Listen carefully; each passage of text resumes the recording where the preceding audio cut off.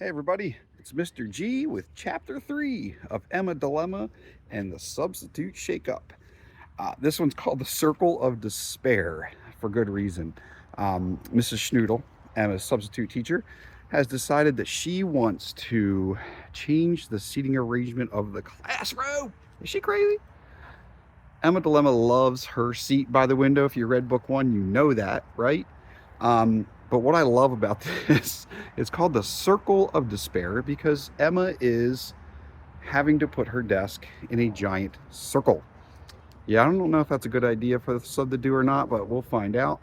But as you know, it's gonna freak Emma out a little bit, and it reminds me of when I used to change seats around in my room, especially like the whole class at once. And it talks about the noise that happens when you do that. It's incredible.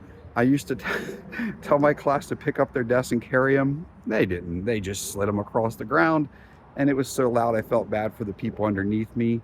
I used to try to tell them, hey, don't scare the second graders below us. It was chaos, and that's why Emma is calling this a borderline fiasco. But she really hates sitting in a circle because now she can't see Madison's eyebrow conversations right. She's got to stare at Devin, who makes fun of her with another picture, calls her Owl Girl. You got to check that one out. But the end of this chapter is great. I love this, especially as a teacher. I'm going to read to you exactly what Mrs. Schnoodle says to Emma, because Emma said, I'm dizzy. I can't take all this. I'm dizzy. This is too much. The noise and the circle and staring at Devin. And Mrs. Schnoodle says, dizziness is just the brain's way of reorienting to the truth, Emma. Embrace the dizzy.